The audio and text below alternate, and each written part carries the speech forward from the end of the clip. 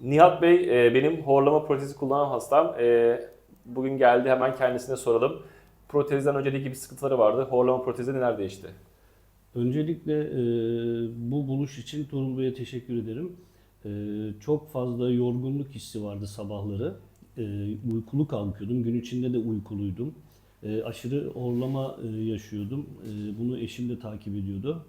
Bununla ilgili bir ne yapabiliriz diye araştırmaya girdim. Tuğrul Bey'i buldum. Kendisinin yapmış olduğu protezi kullandım. Ve şu anda 2-3 gün içinde etkisini gösterdi. Hiçbir şekilde eşimin de söylediği e, en ufak bir horlama yok ve sabahları dinç kalkıyorum.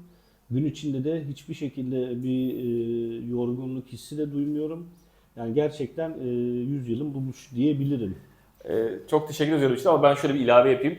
Aslında bu tedaviyi ben bulmadım. Bu tedavi 1990'dan beri var. Ben yaklaşık olarak 20 yıldan beri yapıyorum. Ama teşekkür ederim yorumlarınız için.